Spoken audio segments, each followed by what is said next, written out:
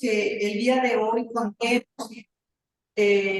con la presencia de Fabio Farinella, quien es abogado graduado en la Universidad Nacional de Mar del Plata, doctor en Derecho con mención summa cum laude, es licenciado en Ciencias Políticas y Relaciones Internacionales por la London School of Economics de London University, es especialista en Derecho Internacional por Leiden University en Holanda, especialista en Derecho Internacional de los Derechos Humanos en Estrasburgo, máster en Gestión Ambiental del Desarrollo Urbano, máster en Educación Profesional por la UNESCO, máster en Aspectos Jurídicos y Económicos de las Nuevas Tecnologías. Ha realizado un sinnúmero de especializaciones y posgrados en diferentes instituciones alrededor del mundo, en donde destaca Derecho Penal Internacional, Derechos Humanos, es profesor de grado, posgrado y doctorado. También dirige el Centro de Investigación en Derecho Internacional e Integración Regional y es profesor titular público en ambos en la Universidad Nacional de Mar del Plata, Argentina. Así es que me da mucho gusto, repito, que esté con nosotros el día de hoy. Y doctor Fabio Farinella, la audiencia es su grupo, son sus alumnos. Bienvenido y muchas gracias. Muy bien, bueno, muchísimas gracias por la invitación a la universidad, a la Facultad de Derecho, por supuesto a María Guadalupe Sánchez Trujillo y al doctor Ángel Torruco González, que lo he conocido recién, y por supuesto a los alumnos, porque por ellos estamos acá. Mi exposición, les he preparado una pequeña presentación a través de slides en PowerPoint, bueno, en Canvas, que es el programa que utilizo, así que lo voy a estar compartiendo. Y al mismo tiempo, a ver, díganme por favor si lo ven. Voy a poner pantalla completa.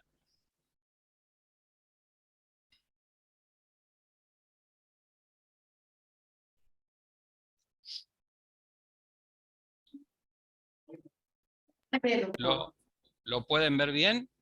Sí, sí, se ve perfectamente. Perfecto, bueno.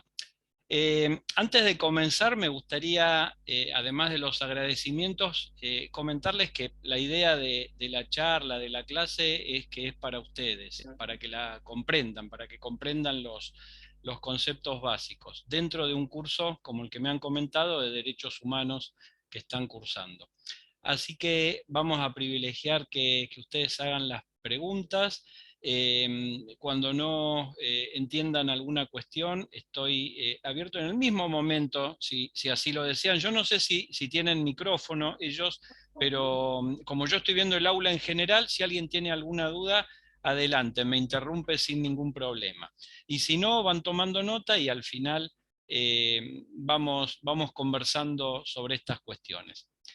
El tema de hoy es relativamente sencillo, se estudia en varias materias, es una cuestión que afecta a los derechos humanos, pero podríamos resumir en una pregunta la cuestión que vamos a estar transitando en la clase de hoy. Y esa pregunta es sencilla, aunque no tiene una respuesta aún hoy, porque los estados no han querido dar una respuesta concreta.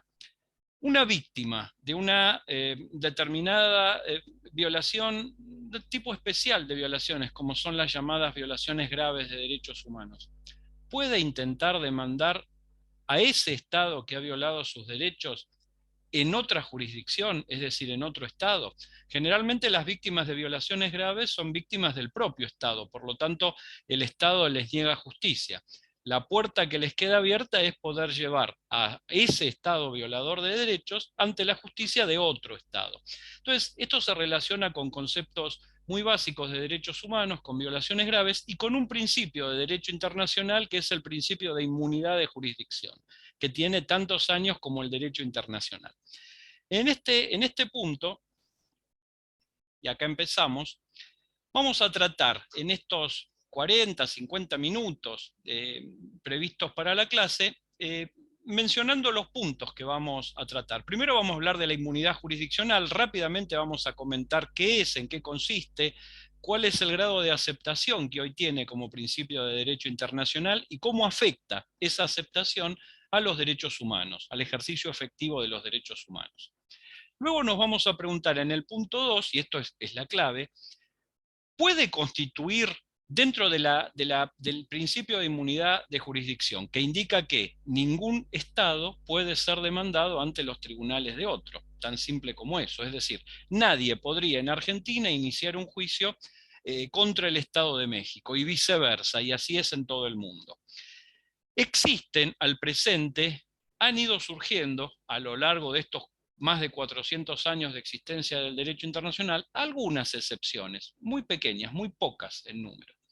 Pero la pregunta que vamos a tratar de andar hoy es, ¿la violación grave de derechos humanos puede constituir una excepción al principio?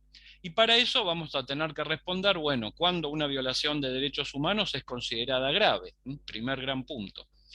La segunda es el llamado ius cogens, es decir, aquellas normas que también se llaman normas imperativas, que de alguna manera son una suerte de orden público internacional, y dentro de las cuales están aquellas prohibiciones absolutas de violación de derechos que se expresan a través de crímenes internacionales, crímenes de guerra, crímenes de lesa humanidad, genocidio y agresión, que es el corazón de la Corte Penal Internacional. Y en tercer lugar, vamos a preguntarnos cuándo realmente se produce una denegación de justicia, que abriría la llave para que una víctima pueda demandar a su Estado, al Estado victimario, ante los tribunales de otro. Para terminar con una propuesta de legislación. Esto que les voy a sintetizar fue en su momento parte de un libro de hace 4 años más o menos, que tiene relativa actualidad porque el tema no ha sufrido grandes cambios desde ese momento, aunque la información está ciertamente actualizada. Entonces, el primer punto es recordar o comentar, tal vez no lo hayan visto, porque esto es algo que a veces depende de la currícula de las universidades, pero a veces se ve en tercer año recién, si en tercer año sería el sexto semestre, en alguna materia de derecho internacional o derecho de integración, no en derechos humanos. Pero bueno, ¿qué es la inmunidad jurisdiccional o la inmunidad de jurisdicción? Viene de una máxima latina que tenían las monarquías antes del surgimiento del Estado moderno, que significaba algo muy simple. Ningún rey podía llevar a juicio a otro ante sus propios tribunales, es decir, la máxima era parim parem non habet imperium, entre pares, entre jerarcas que tienen la misma paridad en su cargo, nadie es superior. Si alguien pudiera juzgar los actos de otros, se entendería que esa persona es la que tiene la última instancia para decir lo que es justo o no. Eso deriva, con el surgimiento del Estado moderno, a esa imposibilidad que tienen los tribunales de un Estado de juzgar los actos de otro. Esto es lo que se conoce como inmunidad absoluta. En ningún caso podían los Estados, los tribunales, el Poder Judicial de un Estado, juzgar los actos de otro. Pero entenderán que a partir de la irrupción del capitalismo y del comercio internacional, cuando los estados incumplían contratos entre sí, tenían que tener alguna llave, alguna puerta que permitiera saldar esa cuestión, ese incumplimiento. Por lo tanto, una de las primeras excepciones, y se comienzan a habilitar excepciones, y una de las primeras excepciones es precisamente, o son precisamente, los incumplimientos contractuales, que hoy en día, abro paréntesis, se reflejan en la deuda externa de los países. Cuando los países necesitan recurrir al crédito y el crédito interno no es suficiente, bueno, emiten bonos, emiten deuda pública. Esa deuda pública, que la puede comprar cualquier persona del mundo, en general incluyen una cláusula de renuncia a la propia jurisdicción. Es decir, si alguien en cualquier estado del mundo compra un bono argentino en este caso, o mexicano, valga el ejemplo, podría, si el Estado incumple el pago, demandar a ese Estado, Argentina o México, ante determinados tribunales, determinadas jurisdicciones que precisamente no son la argentina o la mexicana. Podría ser ante su propia jurisdicción, o eventualmente hay algunas jurisdicciones que son periódicamente elegidas porque generan seguridad jurídica, como por ejemplo tribunales de Nueva York o Cámara de Comercio de París o tribunales ingleses. Entonces hay algunas jurisdicciones que son pactadas en el contrato dentro de la llamada autonomía de la voluntad de las partes. Por lo tanto, comenzaron a generarse algunas excepciones, pero nunca, al día de hoy, 2023, existió a modo de costumbre internacional, es decir, aceptado por el derecho internacional, la excepción de una violación grave a los derechos humanos. Entonces, en general, las excepciones, cuando existen estas excepciones, son una suerte de permiso que se le da al Estado que va a ejercer jurisdicción, de llevar o traer ante sus propios tribunales los actos de otro Estado. Eventualmente considerar si ese otro Estado, a través de sus representantes, ha actuado legalmente y eventualmente dictar una sentencia que tampoco va a ser cumplida porque ahí existen lo que se conoce en derecho internacional como inmunidad de ejecución. Es decir, cuando en un Estado se dicta una sentencia en contra de otro Estado, hay una nueva inmunidad, una segunda inmunidad que impide, y esta sí es absoluta, ejecutar cualquier bien del otro Estado sin su consentimiento. Entonces habrá que arreglar la cuestión de manera diplomática o de otro modo. Pero básicamente hay una suerte de inmunidad absoluta de ejecución de los bienes de otro Estado. Esto como principio. Ha habido un caso muy resonante en el 2010, que se decide en 2012 ante la Corte Internacional de Justicia, donde precisamente los tribunales italianos admiten un proceso de ejecución contra bienes de Alemania por causas que habían ocurrido en la Segunda Guerra Mundial. Y esto da lugar a un fallo muy relevante de la Corte Internacional de Justicia, donde se analiza el caso de inmunidad de jurisdicción de los estados, y precisamente basada esta pretensión judicial, este proceso judicial que había llegado a sentencia, en la violación grave de derechos humanos, porque eran actos cometidos por el nazismo en Grecia y en Italia contra población civil. Ahora, cuando tenemos que pensar, que buscar, que reparar en las normas internas, ¿qué estados tienen normas relativas a la inmunidad de jurisdicción, en donde básicamente se presenten las excepciones, es decir, se enumeren de manera taxativa las excepciones a esa inmunidad? La respuesta es muy pocos. Desconozco si en el caso de México existe una ley de inmunidad de jurisdicción de estados extranjeros. Probablemente no. Me quiero arriesgar a eso porque hay muy poquitos estados en el mundo que se han dado una norma de este tipo. Dentro de los pocos estados, Argentina tuvo su norma hace prácticamente 30 años. Ahora, en general, si no existen normas que regulen las excepciones a la inmunidad de jurisdicción, tendríamos que preguntarnos cómo hacen los jueces, los diferentes jueces en cada estado, para resolver las cuestiones cuando alguien se presenta ante su propio juzgado e intenta demandar a un Estado extranjero. ¿Cómo resuelven la cuestión? Básicamente en todo el mundo lo que hacen los jueces es apelar a la costumbre internacional o a principios generales de derecho que indican que la inmunidad de los Estados es absoluta, salvo que admitan algunas excepciones en el propio Estado a través de la legislación interna. En este punto hubo en algún momento, ahora hace cosa de 100 años, una teoría que intentó ayudar al juez a resolver esta cuestión de si admitía o no la demanda, que fue aquella que distinguió entre actos de imperio y actos de gestión. Es decir, aquellos actos en donde el Estado actúa como una persona de derecho público, es decir, ejecuta actos jurídicos en beneficio de la comunidad, estos eran tomados como actos de imperio. Por ejemplo, la decidir una expropiación de bienes extranjeros. En este caso, el Estado estaría actuando como una persona de derecho público y por lo tanto ese acto no podría ser revisado por tribunales extranjeros. Pero sí esta teoría distinguía entre los actos de imperio o de derecho público y los actos de gestión o de derecho privado, como por ejemplo una compraventa cualquiera que el Estado hiciera a una empresa internacional o a otro Estado. El incumplimiento en este segundo caso sí podría ser revisado por el Poder Judicial de un tercer Estado. Ahora, cuando analizamos la poca normativa, el poco derecho positivo doméstico, es decir, de los estados, y en alguna medida normas internacionales que existen respecto de la cuestión, encontramos lo siguiente.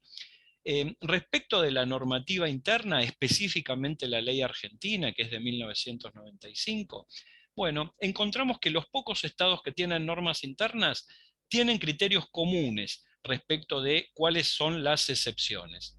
Por supuesto que la renuncia del Estado extranjero a invocar la inmunidad es una excepción por todos admitida. Una segunda excepción es cuando el Estado contesta la demanda, se presenta la demanda y el Estado la contesta, o el Estado extranjero realiza algún acto procesal que no sea invocar la inmunidad, ¿no? Algún acto procesal ante los tribunales de ese otro Estado extranjero. Todas estas son de alguna manera excepciones formales o procesales, pero cuando vamos a lo sustancial encontramos una excepción realmente importante, que es la de daños personales. Es decir, en general se admite que un Estado extranjero pueda ser demandado ante los tribunales de otros, se admiten las normas domésticas, ¿no? Que un Estado extranjero pueda ser demandado ante los tribunales de otro cuando ese Estado, a través de sus representantes, ha ocasionado daños a personas o personas físicas o jurídicas en el Estado que ejerce la jurisdicción. Esto lo trae, fíjense, acá mínimamente anoté alguna normativa, el Convenio Europeo sobre Inmunidades Jurisdiccionales, el artículo 11, el artículo 2E de la ley argentina, que admite la excepción a la inmunidad jurisdiccional de daños personales, y el artículo 12 de la Convención de Naciones Unidas sobre la inmunidad de los estados, la inmunidad jurisdiccional de los estados y sus bienes. Estas son las siglas un tanto complejas que encuentran ahí. Fíjense lo que dicen, básicamente. La única acción admisible contra un Estado extranjero son acciones por daños derivados de delitos o cuasi delitos cometidos en su territorio. Y esto ya lo había mencionado, y de alguna manera estas normas recuerdan este artículo, el Instituto de Derecho Internacional en 1891, hace 130 años. Es decir, es una excepción que, si bien no es parte de la costumbre internacional porque no es admitida por la mayoría de los estados, sí ha sido incorporada en la legislación positiva, tanto doméstica como internacional. Ahora, el supuesto de estudio, que es permitir que una o más víctimas, ¿no? Una o más víctimas de violaciones graves de derechos humanos demanden ante su propia jurisdicción al Estado extranjero que ha violado sus derechos, está contemplado básicamente en tres legislaciones. Estados Unidos y Canadá, que permite a las víctimas de tortura y actos de tortura actos de terrorismo y facilitación económica, ¿no?, del terrorismo, y Argentina lo contemplaba en pasado, porque fue vetado, este artículo 3 fue vetado, por lo tanto no entró en vigencia, por la Ley de Inmunidad de Jurisdicción, que es la que ustedes tienen ahí, 24488. Respecto del segundo punto, ¿cuándo una violación de derechos humanos es grave? Eso lo podemos leer tanto en cuestiones, en revistas especializadas o artículos especializados, como en la prensa común, en los medios, en las redes sociales, que hablan continuamente de violaciones graves, violaciones mayores, violaciones relevantes, violaciones esenciales, violaciones fundamentales. En realidad, el primer punto es que no existe una terminología uniforme, es decir, no todos los que se quieren referir a algún tipo especial de violaciones hablan de violaciones graves. Utilizan otros términos, pero que denotan lo mismo, la gravedad. Lo que sí se puede colegir de estas diferentes formas de llamar a una cuestión, que es violar derechos de un grupo de personas de una manera marcadamente relevante, es que existe cuando uno escribe, escribe o hace referencia a una violación grave, es que sí se quiere distinguir a cierto tipo de violaciones de otras que se consideran normales, rutinarias, ordinarias o menos graves, o como se las quiera llamar. Pero el que utiliza una terminología de este tipo, violación grave, quiere distinguir un tipo especial de violaciones del resto. La ubicación de la temática y el estudio de las violaciones graves de derechos humanos son diversas. Es decir, en carreras de derecho, porque esto que les estoy mencionando deriva de un estudio de programas y de normas y de diferentes fuentes de derecho. Cuando fuimos analizando programas de derecho, de la carrera de derecho, vimos que se mencionaban y se estudiaban, o al menos se hacía referencia a las violaciones graves en diversos años de la carrera. Entonces, tanto lo pueden traer materias o cátedras relativas a los derechos humanos, por un lado, como aquellas que refieren el estudio del derecho internacional penal y aún las cátedras específicas autónomas de derecho internacional penal, también aquellas que hablan de derecho internacional humanitario, sea que formen parte del contenido de derechos humanos, sean autónomas o formen parte del derecho internacional, cátedras de derecho internacional público, dentro del mismo derecho internacional público también, e incluso dentro de lo que fue desde la posguerra en adelante el derecho internacional de los refugiados, que hoy se conoce, por eso lo tienen aquí, como el derecho internacional de las personas en movilidad humana, ¿no? Porque incluye refugiados, migrantes y también los desplazados internos. Entonces, de alguna manera, este hecho de que el término violación grave esté inserto en diferentes aristas genera que tengan diferentes contenidos y a veces diferentes enfoques. Esa es otra explicación de por qué no hay una definición de qué es una violación grave. ¿Cuál es el contenido? Es decir, ¿qué derechos deben violarse para poder calificar a una violación como grave? Acá tampoco hay consenso. Algunos hablan de que la violación es grave si de alguna manera ataca a los derechos de primera generación, civiles y políticos. Pacto 1 de Naciones Unidas, ¿no? Del 66. Otros dicen no, la violación es grave cuando afecta a un grupo determinado de personas solamente. Y entonces ya estamos hablando de derechos de segunda generación, que los titulares son grupos sociales, y entonces hablamos de los derechos económicos, sociales y culturales. Esta violación, o las violaciones de este tipo de derechos serían violaciones graves. Algunos hablan de que una violación individual podría resultar en una violación grave de derechos humanos, dependiendo de la persona o del tipo de persona. Y otros dicen que no, que solamente las violaciones colectivas, es decir, tiene que ser un grupo numeroso. Los que opinan que una violación grave solamente se produce cuando el sujeto víctima es un grupo numeroso, tampoco aciertan a consensuar un número. ¿Qué es numeroso? ¿10 víctimas es un grupo numeroso? ¿O se necesitan 100 o se necesitan 1000?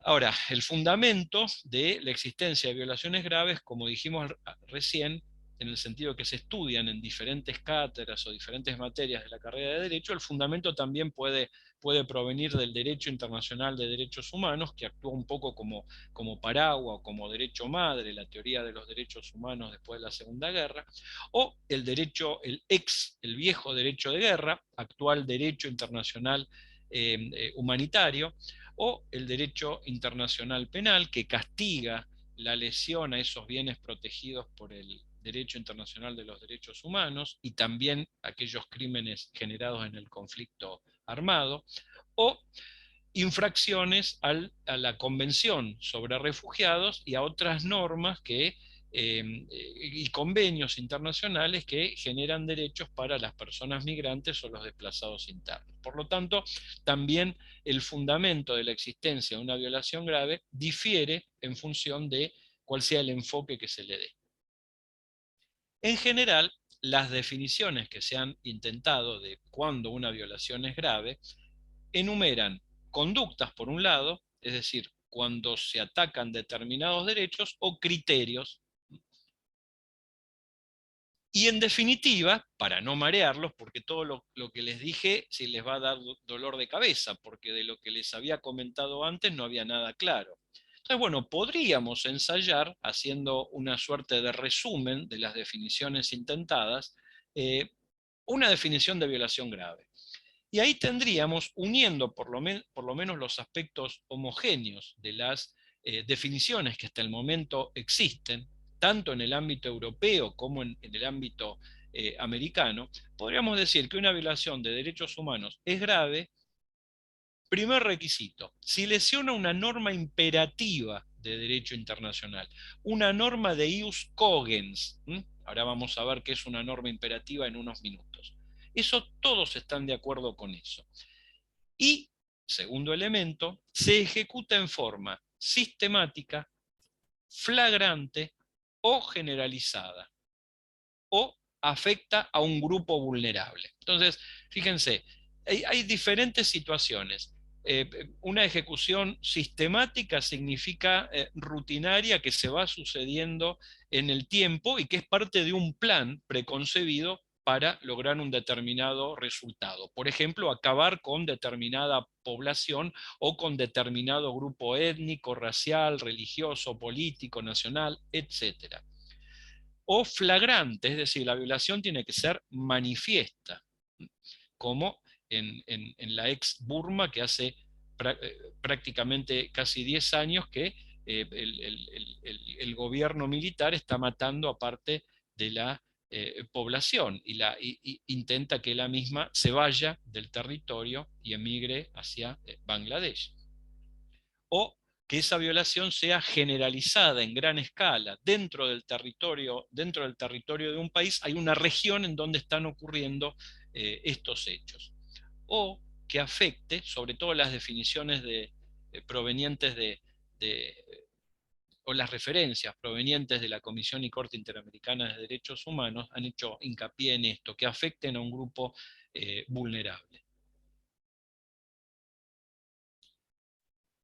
Y dijimos acá en el slide anterior que el requisito que sí debía existir, lo otro podía variar, ¿no? Podía ser, esa violación podía efectuarse en forma sistemática, flagrante, generalizada o afectar a un grupo vulnerable, pero lo que sí debía estar presente en todos los hechos investigados era la violación a una norma imperativa. ¿Y qué es una norma imperativa? Bueno, las normas imperativas de derecho internacional, también llamado ius cogens, son aquellas normas que son aceptadas y reconocidas por la comunidad internacional, por los estados, que no admiten un acuerdo en contrario, es decir, no podrían dos estados pactar, realizar un tratado en donde, como consecuencia de ese tratado, violaran una norma imperativa. Aun cuando existiera el acuerdo de los estados, la voluntad expresada de dos o más estados, aun cuando existiera ese acuerdo, ese pacto, ese objeto del tratado, sería nulo, de nulidad absoluta, porque está contraviniendo el orden público internacional.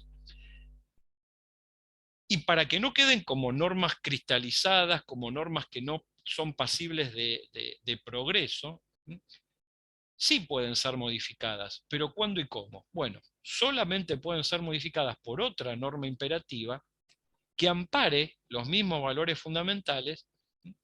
Y además, último requisito, estas normas imperativas son de aplicación erga omnes, es decir, son obligaciones que los estados asumen frente a la comunidad internacional y frente a su propia población. En esto difiere del objeto fundamental de los tratados entre estados, que los estados realizan para generar derechos y obligaciones entre ellos. Las normas de derechos humanos, los tratados de derechos humanos generan obligaciones, todos ellos erga omnes, es decir, cuando un Estado ratifica un tratado de derechos humanos, se obliga frente al resto de la comunidad internacional, frente al resto de los estados, y al mismo tiempo se está obligando respecto de su propia población. Entonces, cuando empezamos a ver, digo, bueno, las normas imperativas, el ius cogens, es una suerte de orden público internacional que es generado por la misma conducta de los estados. Los estados no pueden generar normas en contrario, y aun cuando las generen serían nulas, como por ejemplo la prohibición de genocidio, ¿no? Y la prohibición de comisión de crímenes internacionales. Esa es una norma ius cogens. También el acceso a la justicia es una norma ius cogens. Y ahora vamos a empezar a ver otras. ¿Cuál es más? Bueno, fíjense, en cada sistema protectorio de derechos de la persona humana tenemos ciertos derechos que hoy en día son considerados imperativos o parte de ese orden público internacional. ¿Cómo los fuimos descubriendo? Y a través del análisis de las fuentes internacionales. Entonces, en los principales convenios de derecho internacional humanitario, derecho internacional de derechos humanos, derecho internacional penal y derecho internacional de refugiados, y además esos convenios los unimos con la jurisprudencia de organismos internacionales, de jurisdicciones internacionales, y a partir de ahí podemos decir que estos derechos, vida, integridad, libertad, dignidad, garantías del debido proceso, que figuran en el artículo 3 común a los convenios de Ginebra, que son la base, el fundamento del derecho internacional humanitario, son hoy en día normas imperativas de derecho internacional. Es decir, son parte del ius cogens, son parte de ese orden público internacional. Y respecto del derecho de la paz, el derecho que gobierna todas las relaciones de paz, porque el derecho internacional humanitario gobierna los derechos en conflicto, es decir, los derechos humanos durante el conflicto armado, aquellos que deben ser respetados, como dijo un autor, mientras las bombas caen. Pero nuestra vida común, felizmente, no es a partir de, o no se desarrolla durante épocas de conflicto armado. Y entonces en nuestra época común, ¿qué es lo que impera? Bueno, el derecho internacional de los derechos humanos. ¿Y cuáles son esas normas imperativas que se repiten en los convenios? Bueno, la igualdad, la no discriminación, la obligación de investigar y sancionar delitos internacionales. Y el derecho internacional, ¿qué es lo que nos aporta a esa conformación de un orden público? Y los delitos internacionales, los 4 que menciona, más allá de otros que pueden llegar a sumarse, como los ciberdelitos que están próximos a ser integrados al Tratado de Roma. Bueno, los 4 que menciona el Estatuto de Roma, que crea la Corte Penal Internacional y es el que le da trabajo desde hace más de 20 años a la Corte Penal, ¿no? El genocidio, los crímenes de guerra, los crímenes de lesa humanidad y el delito de agresión. Y el derecho internacional de los refugiados o derecho internacional de las personas en movilidad humana, ¿qué aporta a esta conformación de orden público? Y la prohibición de entrega, ¿tá? La prohibición, el non-refoulement, es decir, la prohibición de que un Estado que ha concedido asilo a una persona la devuelva a otro Estado que sea el requirente, o a un tercer Estado en donde corran peligro sus derechos humanos básicos. Esto es una prohibición que existe en derecho internacional. Ahí tienen mencionadas algunas opiniones consultivas y casos de la Corte Internacional de Justicia donde se fue haciendo hincapié en que estas normas y estos derechos que hemos resumido acá arriba tienen ya en cada fallo en el momento en que fue emitido, ¿no? Tenían ya en esa época el carácter de norma imperativa, es decir, formaban parte del ius cogens. ¿Y cuándo se produce denegación de justicia? Porque esa sería otra llave. Si yo ya no puedo pedirle a nadie justicia, pues el juez tiene que habilitar. Si yo ya he intentado en mi estado pedir justicia, el que me victimizó, y no lo he conseguido, y he ido a algún organismo internacional y no lo he conseguido, entonces el último resorte que tengo es buscar justicia ante algún estado que al menos abra la jurisdicción, acepte que yo demande a ese Estado victimario ante sus propios tribunales. Cuando hablamos de denegación de justicia, bueno, hay una suerte de unión de diferentes estatutos, de esos que vimos que protegían a la persona humana, cada uno en su ámbito brinda, más allá de los derechos que reconoce, la idea de que un derecho solamente reconocido, sin posibilidad de ejercicio efectivo, bueno, no es un derecho completo. Entonces la idea de que, ¿para qué me sirve el derecho de fondo si no tengo un elemento procesal que me habilite a reclamar ante una autoridad que me brinde una solución a lo que estoy pidiendo, que me brinde justicia? Y esto de alguna manera comienza a transformarse esta idea del acceso integral para la víctima a la justicia en la idea de justicia reparatoria o justicia restaurativa, o lo que la Corte Penal Internacional llama reparación integral de la víctima. Y esta justicia reparatoria o restaurativa se comprende varias cosas más allá de la mera denuncia o la mera posibilidad de presentar una demanda. Por un lado, el acceso a la justicia, que implica que sí, una persona pueda ser parte en un proceso judicial. El respeto de las garantías procesales de todos los participantes, de todos los actores del procedimiento.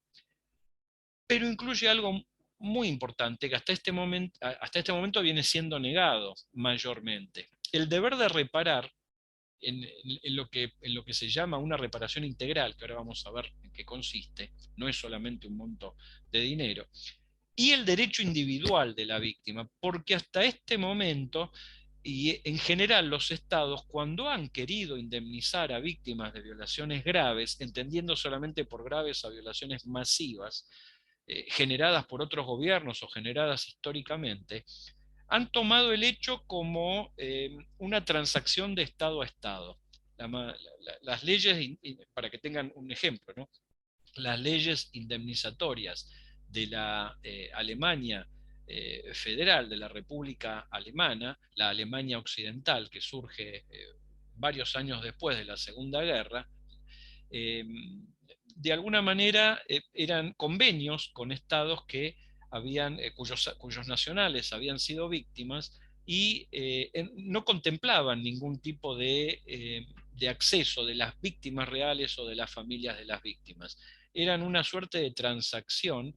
Las víctimas del nazismo, polacas o de cualquier otro estado, recibía el estado víctima, o cuyos nacionales habían sido víctimas, una determinada indemnización, que ni siquiera tenía la obligación de brindarla a las propias víctimas, sino que podía utilizarla para otros fines, como generar memoria colectiva o a través de determinadas manifestaciones simbólicas de lo que había pasado, para que el hecho no quedara olvidado, pero no una reparación directa a la víctima en forma de indemnización pecuniaria. Entonces, este hecho viene quedando rezagado, la idea de considerar a la víctima como una persona humana que ha sufrido una lesión y no un intercambio o un contacto, un convenio de Estado a Estado para reparar las violaciones. Y entonces llegamos al concepto de reparación integral, que fíjense, por supuesto, reconoce una indemnización individual, una indemnización para la víctima. Me salgo de tema. No mucho, pero un poquito, para dar un ejemplo. En Argentina, por ejemplo, existen varias leyes de reparación a las víctimas del llamado terrorismo de Estado. Entonces, si una persona ha sido secuestrada o si su familia o alguien de su familia ha sido desaparecido, se presenta a partir de esa ley. Hoy en día ya prácticamente todas las víctimas se han presentado, que tienen más de 10 años las leyes, pero se presentan, o una persona ha tenido que escapar, que emigrar, ¿no?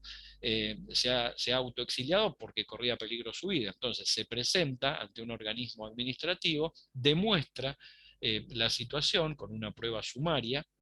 Muchas veces los medios del momento, de hace 30, 40 años, reflejaban algunas situaciones. Entonces se hace una prueba sumaria y a partir de ahí recibe una indemnización Algunas son por única vez, una cantidad por única vez, tiene un valor cada día, por ejemplo, en el caso de las desapariciones forzadas, un valor cada día en que la persona estuvo ilegalmente detenida, y otras, aquellas personas que han sufrido tortura, por ejemplo, tienen una suerte de pensión vitalicia hasta, obviamente, su fallecimiento. Entonces, ese es un ejemplo concreto de una indemnización que tiene como centro a la víctima y no al Estado o al grupo al que pertenece. Otros hechos son el reconocimiento de los hechos, el llamado derecho a la verdad, es decir, qué pasó con el familiar, cuáles fueron las circunstancias que generaron la violación, por qué se la victimizó, quiénes fueron los responsables, aun cuando no existan consecuencias legales y lo único que se persigue en el procedimiento es el derecho a la verdad.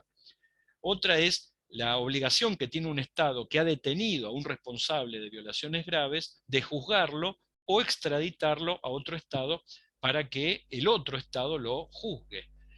Y por supuesto que los estados que han cometido este tipo de violaciones tienen que brindar garantías de no repetición, que no es solamente el hecho de comprometerse a no volver a realizarlo, que no tendría mayor sentido, sino de acciones positivas tendientes a, como dijimos antes, generar una memoria de lo que pasó y actos que impliquen una reconciliación de aquellos sectores de la sociedad que generaron esas situaciones de violaciones graves. El deber de reparar en derecho internacional es tan viejo como el caso perdón, acá lo veo porque es un caso interesante, muy interesante, ¿sí? Sobre todo de responsabilidad a nivel estatal, responsabilidad civil, podríamos decir, aunque lo civil y lo penal no existe en el derecho internacional entre estados, pues básicamente los estados no tienen responsabilidad penal. Pero el caso del Tribunal Permanente de Justicia Internacional, que es el antecesor de la Corte Internacional de Justicia, el caso de la fábrica de Chorzów, en 1928, genera por primera vez en la jurisprudencia internacional el deber que tiene un Estado de reparar los daños ocasionados a otros. Cuando un Estado lesiona derechos humanos básicos de la población del otro Estado, internacionalmente se considera como que está lesionando los bienes del otro Estado, los nacionales del otro Estado. Y también el derecho individual surge, acá vimos, de la Comisión de Derecho Internacional, los artículos sobre responsabilidad civil. Ahora, en general, el derecho de acceso a la jurisdicción está previsto en todos los derechos positivos. Porque, como dijimos recién, sin acceso a la justicia no hay un ejercicio efectivo del derecho reconocido en la norma. Solamente lo puse bien chiquito a propósito, porque no importa lo que dice. En realidad, Argentina tiene un bloque de constitucionalidad, como muchos otros estados latinoamericanos, que implica que la Constitución no es ya la única norma fundamental. Es la norma fundante porque genera el orden jurídico, pero no es fundamental porque hay otras normas, en este caso internacionales, que se consideran a la par jerárquicamente de la propia Constitución. En el caso argentino hay 14 tratados, incluso declaraciones, ¿no? Como la Declaración Americana o la Declaración de Derechos Humanos del 48, hay 14 instrumentos internacionales de derechos humanos que forman parte, se complementan a la Constitución y forman parte de la misma, y respecto de los cuales el resto de la normativa infraconstitucional e incluso internacional, pero que no tiene este carácter, bueno, se ve relegada. En los sistemas regionales, África, América, Europa, es decir, en los sistemas protectorios, es decir, Convención Europea de Derechos Fundamentales, KDH y Convención Africana, todos ellos reconocen el acceso a la jurisdicción.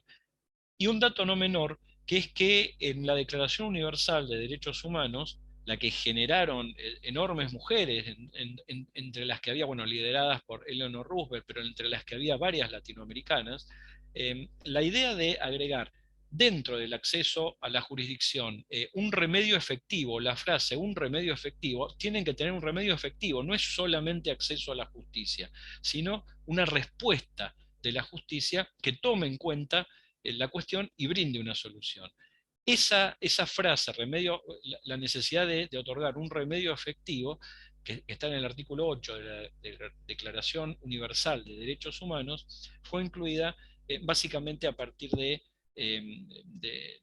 ciertos estados de Latinoamérica, entre los cuales nos encontramos, y Argentina, México, Brasil, influyeron para que esa idea esté dentro de la Declaración Universal. Ahora, vamos a hacer una...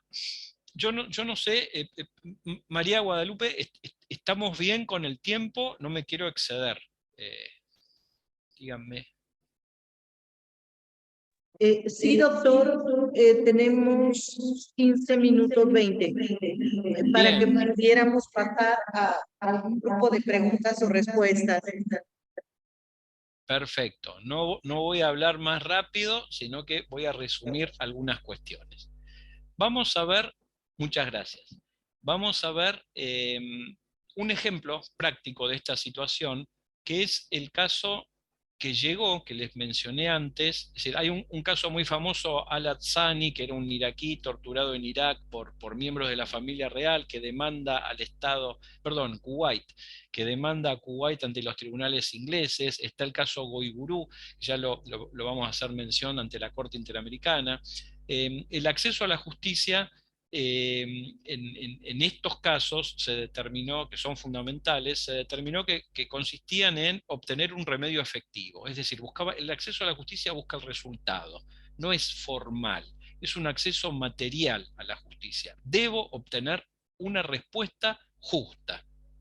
Y además tenían que proveer al demandante, a la víctima, un juicio justo. Para Alemania, porque vamos a analizar el caso de Alemania demandando a Italia ante la Corte Internacional de Justicia, y vamos a dar muy brevemente los hechos, que son interesantísimos. Para Alemania, en el caso que llega a la Corte Internacional de Justicia en el 2010, y se falla en el 2012, el acceso, fíjense, el acceso a la justicia es un acceso sin discriminación. Es decir, que toda la gente que necesita concurrir ante un tribunal puede hacerlo. Y no existe, en el caso de violaciones graves, un derecho individual. Entonces, ¿de quién es el derecho? Del Estado, cuyos nacionales han sido víctimas de violaciones graves, pero no de la persona. Esto es muy importante. Esta es la tesis alemana. Y les cuento el final de la película, sin querer spoilearla. Es la tesis que recoge el fallo de la Corte Internacional de Justicia. De manera opuesta a todos los precedentes de tribunales internacionales de derechos humanos, sobre todo la Corte Interamericana. La Corte Interamericana tiene la visión de los argumentos de Italia. Acceso a la justicia es una reparación efectiva para la víctima, efectiva por integral, como dijimos recién. Y aparte es un derecho individual de la víctima, porque si el Estado no quiere protegerme, no quiere iniciar una acción en mi favor o por las lesiones que yo he sufrido, pues entonces yo me quedo sin justicia en el argumento de Alemania, ya que no existe un derecho individual. ¿Qué pasó antes de esto? Vamos a ver, ¿qué pasó en el caso de por qué Alemania demanda a Italia? Vamos para atrás. Porque Italia, también dijimos, había dado vía libre a la ejecución de bienes de Alemania que se encontraban en Roma. ¿Y quiénes habían pedido la ejecución? Y unas víctimas y familiares de víctimas del nazismo. ¿Y cuándo había ocurrido los hechos? En la Segunda Guerra Mundial. Habían demandado a Alemania, algunas eran víctimas griegas, hubo víctimas que demandaron a Alemania en Grecia, llegaron, el Poder Judicial griego habilitó la acción, no le brindó inmunidad al Estado alemán, permitió que las acciones progresen porque se trataban precisamente de violaciones graves de derechos humanos. En Italia pasó lo mismo, solo que en Grecia no se permitió ejecutar bienes de Alemania. Entonces los demandantes, las víctimas de violaciones graves que habían obtenido sentencia favorable en Grecia, más las víctimas italianas que habían obtenido sentencia favorable por violaciones graves de derechos, la masacre, es decir, hubo varias masacres, una de ellas en donde había fallecido un oficial de las SS, los partisanos habían hecho un atentado y la masacre de las fosas ardeatinas fue, si después lo quieren googlear, pero se mataron a 10 italianos tomados al azar, encontrados en la calle, civiles por supuesto, por cada uno de los alemanes que había sido herido o fallecido. Entonces, y la masacre de Dístomo en Grecia fue la que habilitó ambas acciones. Los tribunales habilitaron la jurisdicción, habilitaron tanto en Grecia como en Italia, se llega a sentencia, en Grecia no se puede ejecutar, van y se unen a los litigantes, a las víctimas italianas, y se llega así a una sentencia que decreta el embargo y ejecución de una villa que tenía Alemania en Roma. En este punto, cuando ya se está por fijar el día del remate de ese bien alemán en Roma, Alemania presenta una demanda ante la Corte Internacional de Justicia, alegando que Alemania alega que Italia había violado su inmunidad de jurisdicción, había permitido que ante los tribunales italianos se iniciaran acciones y llegaran a sentencia en contra de Alemania, cuando, en el argumento de Alemania, la inmunidad de jurisdicción es absoluta. ¿Qué responde Italia? Bueno, lo que estuvimos diciendo durante toda la charla de hoy. ¿Qué hay? Que la inmunidad de jurisdicción es relativa, es decir, que reconoce excepciones, y esto es así, la costumbre internacional así lo indica, y que entre esas excepciones está la violación grave de derechos humanos. ¿Qué falla la Corte? Bueno, fue muy criticado el fallo de la Corte, pero siguió la misma constante jurisprudencial que viene desde 2002 y que intentó cambiar el expresidente de la Corte Interamericana de Derechos Humanos, el juez brasilero recientemente fallecido, Augusto Cansado Trindade, en el sentido de que las violaciones graves son una excepción a la inmunidad jurisdiccional. Las víctimas pueden pedirle a cualquier juez en el mundo que las defienda y que las repare. Y fíjense lo que opina la Corte Interamericana, desde hace mucho, desde 2006 al menos. Dice que entre el acceso y la denegación de justicia existe una extensión virtuosa, es decir, el acceso a la justicia se vuelve una norma imperativa, una norma de ius cogens, una norma contra la cual los estados nada pueden hacer, si el derecho sustantivo violado también lo es. Es decir, si un estado viola el derecho a la vida, o los que vimos antes, que eran normas imperativas, las víctimas pueden demandar a ese estado, por supuesto que ante sus propios tribunales, si es que el Estado les brinda justicia, pero acá el punto es que el Estado que mata, el Estado que tortura, el Estado que viola derechos fundamentales, no otorga generalmente justicia a sus víctimas. Entonces pueden demandarlo ante cualquier otra jurisdicción. La obligación de investigar reviste el carácter de norma imperativa cuando la violación es grave. Esto en diversos casos de la Corte Interamericana de Derechos Humanos. Entonces, el razonamiento es, si el derecho que se viola es una norma imperativa, entonces el acceso a la justicia, que es una norma procedimental, se vuelve una norma imperativa. La Corte en su momento, en Alemania con Italia, en estos argumentos que cada parte establecía, dijo, bueno, le dio la razón a Alemania, le dijo, Italia violó la jurisdicción, la inmunidad de jurisdicción alemana porque no debió permitir la demanda si Alemania no quería ser demandado, no aceptaba ser demandado. Y el punto acá eran las víctimas, no los estados. ¿A dónde iban las víctimas? Las víctimas habían demandado en Grecia y en Italia porque habían intentado demandar en Alemania y Alemania les había cerrado la puerta. Les había dicho que ya en otras épocas históricas, en la década del 50, del 60, del 70, había concluido convenios con sus propios estados, con los estados italiano y griego, de indemnizaciones genéricas por los hechos ocurridos en la Segunda Guerra Mundial. Las víctimas decían, bueno, pero nosotros no hemos recibido absolutamente nada. Entonces, es nuestro derecho que estamos ejerciendo. Entonces, fíjense, Alemania lo enfocaba como un derecho colectivo y las víctimas lo enfocaban como un derecho individual. La Corte dice, en esta situación las víctimas no quedan, no existe una denegación de justicia o una impunidad para los responsables, porque las víctimas pueden ir a la jurisdicción del Estado responsable, Alemania en este caso, ya habían demostrado que habían ido y no tenían forma. Otra jurisdicción, podían ir a otra jurisdicción con el consentimiento del Estado responsable, en este caso Alemania, o un tribunal internacional que tuviera jurisdicción en el asunto, que de hecho no existe. No existe. También podrían utilizar la protección diplomática, pedirle a su Estado que las defienda. Los Estados ya habían cerrado la cuestión décadas atrás. O la única solución mínimamente posible, que el Estado que les niega jurisdicción, es decir, el Estado cuyo juez acepta la inmunidad del Estado victimario, les brinde una indemnización. Si los tribunales italianos le hubieran dicho a las víctimas, ustedes no pueden reclamar acá porque Alemania tiene inmunidad, pues debiera indemnizarlas.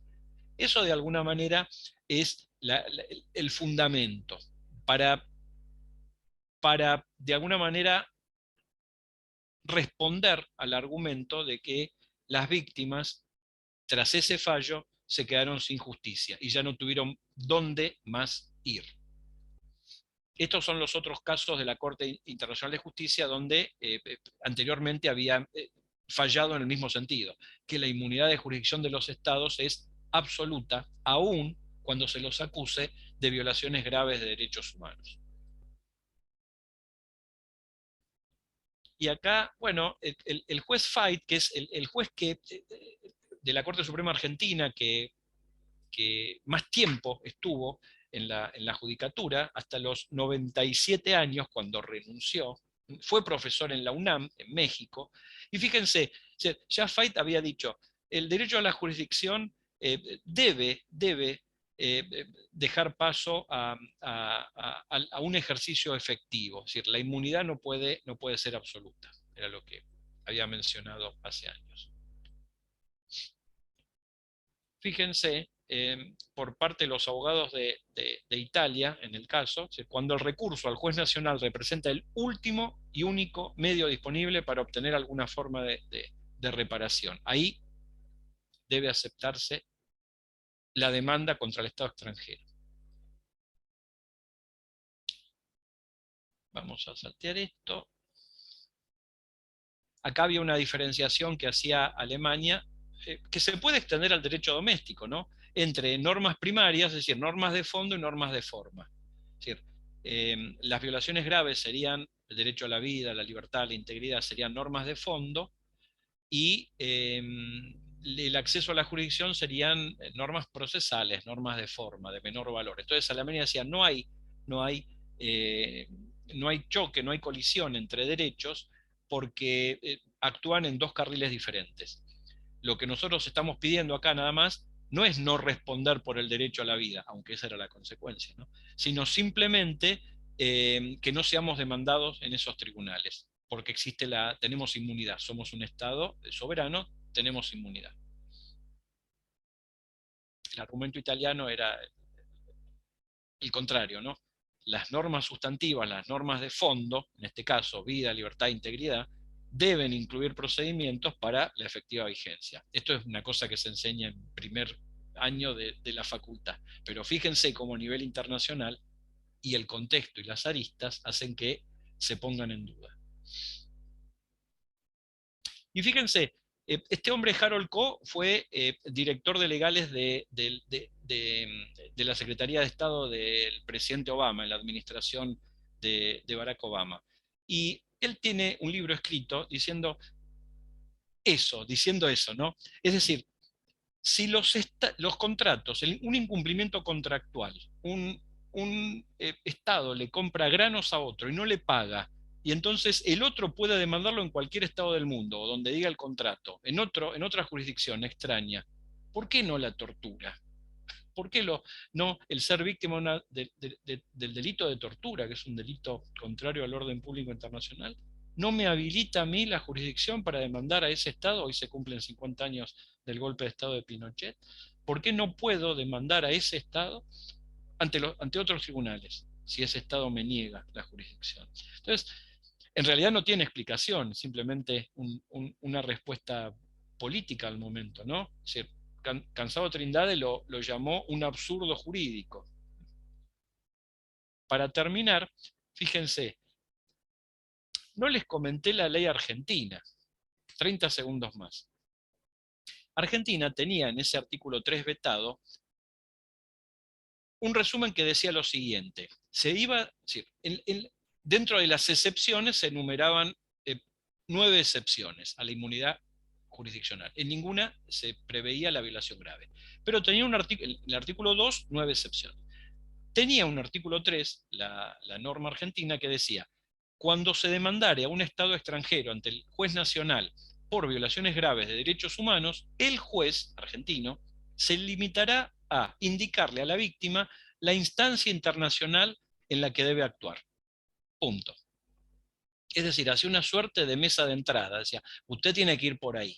Demande ante la Comisión Interamericana o ante la Comisión Africana, o presente una demanda, no sé si era un país europeo, en la Corte de Estrasburgo. Eso decía la ley. ¿Por qué se la vetó? En el veto se dice que las obligaciones relativas a derechos humanos asumidas por Argentina se contradecían con ese artículo 3, porque para ir a una instancia internacional uno tiene que agotar la vía interna, y si el juez argentino no la admitía a la demanda, solamente le decía a dónde tenía que presentarse, le estaba cerrando la vía interna. Por lo tanto, fíjense, el veto es por poco. La ley argentina no contenía los elementos suficientes y debía admitir, en el veto, se decía que debía admitir esta idea de, en derecho penal algunos lo llaman jurisdicción universal, ¿no? Acá estamos desde el punto de vista del derecho civil. Pero nunca más se trató el tema, y hace 30 años que ese artículo 3 quedó vetado, y la ley no lo reforma. Pero fíjense qué sencillo sería. Los Estados extranjeros no podrán invocar inmunidad de jurisdicción cuando fueran demandados por violaciones graves de normas imperativas de derecho internacional que protejan derechos humanos ocurridas en lugares sometidos a la jurisdicción argentina, el elemento territorial, o que afecten a víctimas de nacionalidad argentina.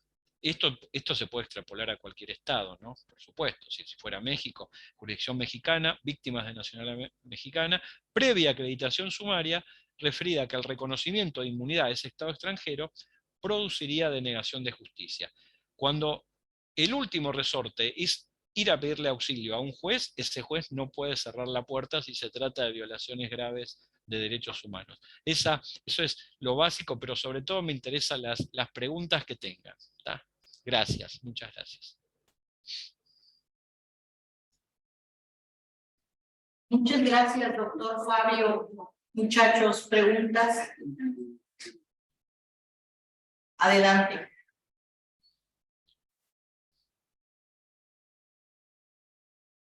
Por ahí alguien dijo que quería saber algo de la jurisdicción internacional.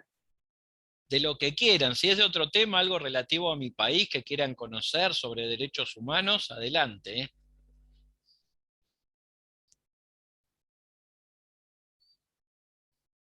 No. Sí, adelante, Manuel. Sí, claro, adelante.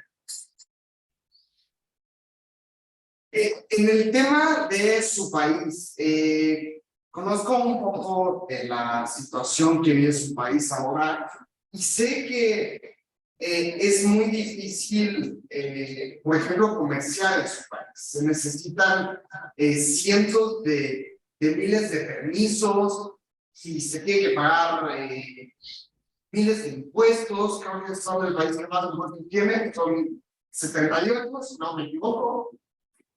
¿Cómo esto es posible en un estado, ¿no? Y en un lugar donde donde pues hace 100 años eran el país más rico del mundo y ahora pareciera que cada vez van restringiendo más su libertad. Lo último, te agradezco la pregunta. Lo último no escuché, si había mucho ruido, no llegué a escuchar la última parte. Que ¿Cómo es posible que cada vez en un estado donde antes era un estado próspero y eran muy ricos hace 100 años, ahora estén casi rogando porque no les inventen una nueva ley para restringir todavía más su libertad, ¿no? Bueno, ahí, muchas gracias. Ahí hay varias aristas, ¿no? Si uno lo puede ver desde lo jurídico, desde lo económico.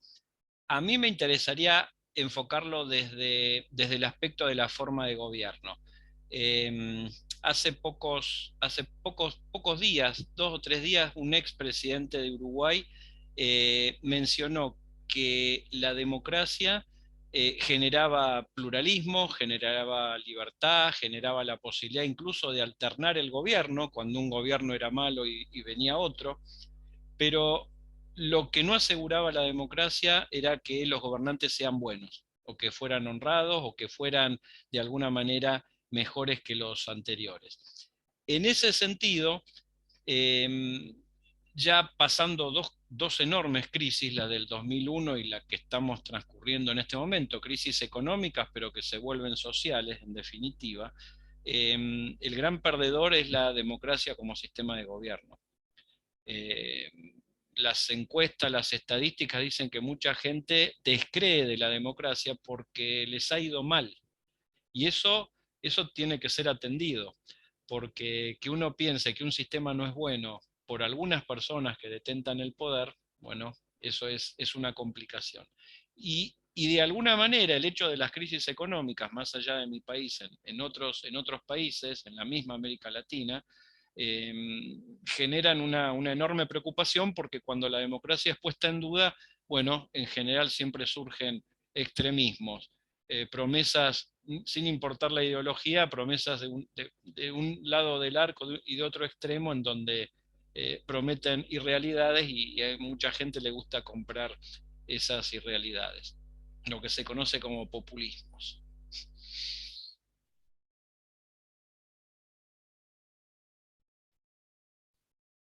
Es verdad lo de la cantidad de impuestos, pero un dato mayor que no sé si conocías, nosotros tenemos, si alguna vez visitan el país, no se les ocurra cambiar moneda inmediatamente, porque tenemos 17 tipos de cambio.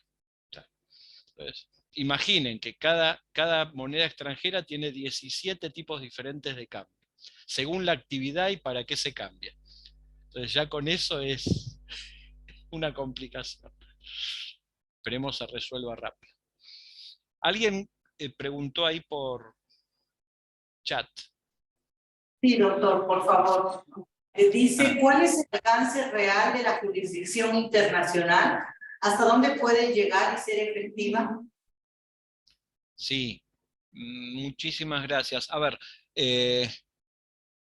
hay un primer punto. Cada vez que un tribunal internacional debe intervenir en una cuestión, en una denuncia, estamos frente a un fracaso del Estado, porque cada Estado le debe brindar justicia a sus habitantes. Si el habitante, la víctima, después de recurrir ante su propia justicia y agotar los procedimientos internos, porque eso es un requisito básico para ir a una jurisdicción internacional, después de todo eso que le puede haber llevado muchos años, no obtiene justicia y recién ahí puede ir ante una jurisdicción internacional, ya estamos hablando de un fracaso del sistema de justicia interno. Absoluto. Ahora, cuando concurre, ¿qué obtiene? Bueno, muchas veces el tiempo hace que no se pueda obtener en el caso concreto justicia, pero de alguna manera siempre esa sentencia internacional es efectiva porque ese carácter simbólico de la sentencia internacional que le obliga al Estado a reformar normas, a reformar procedimientos, a veces a reformar sistemas normativos violatorios de derechos de la persona, eso es importante para la gente que viene después, tal vez no para la víctima. Para que tengan una idea, sentencias de la Corte Interamericana de Derechos Humanos resuelven situaciones en general generadas 15, 20 o más años atrás. Entonces, para la víctima probablemente no le resuelvan el problema, porque pasó mucho tiempo, pero a futuro sí generan un desarrollo progresivo de derechos humanos. Segundo, el alcance real de la jurisdicción. Depende de dónde te encuentres. La respuesta es mala, porque si hablamos de la universalidad de los derechos humanos no tendría que haber distinción alguna. Todos, por ser humanos, tenemos los mismos derechos. Pero si estás en Europa, o incluso en América, tenés más posibilidades, también en África, pero tenés más posibilidades de concurrir ante una jurisdicción internacional en defensa de tus derechos. 35 estados en América Latina, 17 de ellos, casi la mitad, se fueron Trinidad y Tobago y Venezuela en el 2012, pero son parte no solo del sistema interamericano, sino parte de la jurisdicción de la Corte Interamericana de Derechos Humanos. Quiere decir que sí, dentro de América Latina, de las tres Américas, si dentro de las tres Américas tu estado, vivís en un estado que haya aceptado la jurisdicción de la Corte Interamericana, vas a poder, si tu estado no te da justicia, vas a poder denunciarlo ante la comisión y luego eventualmente seguir el procedimiento ante la Corte. En este sentido, bueno, estamos mejor que en otros lugares del mundo. El doctor. Doctor Torruco, ¿alguna pregunta en su grupo? Sí, doctora, ya la puse en el chat. ¿Cuál es el panorama general en materia de derechos humanos en Argentina enfocado en su Corte Constitucional? Bueno, Argentina no tiene una Corte Constitucional. Argentina tiene un sistema de control difuso en donde cualquier juez de cualquier instancia puede declarar la inconstitucionalidad de una norma, y a esto agregamos, debiera, aunque esto no se realiza, declarar la inconvencionalidad de una norma. Es decir, que una norma doméstica sea contraria a la letra o a la interpretación de la Corte Interamericana de Derechos Humanos.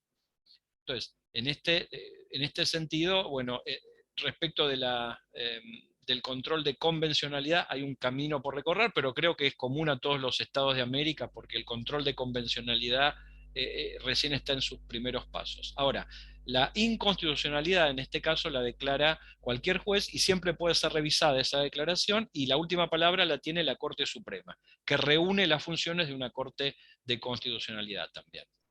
Respecto a los derechos humanos, en general, Argentina tiene una enormísima cantidad de organismos, además de los judiciales, de organismos administrativos en las provincias, en los municipios, en la nación, que tienen como propósito defender determinadas variantes de derechos humanos, es decir, derechos humanos de diversos grupos vulnerables. No sé si hay alguna otra pregunta. Gracias, doctor Fabio. Doctor Torruco, ¿alguna otra pregunta en su grupo? Acá, muchachos. Por favor, ¿te quieres acercar al micrófono para que te escuche el doctor? De ese lado ya ninguna pregunta, doctora. Gracias. ¿Me escucha?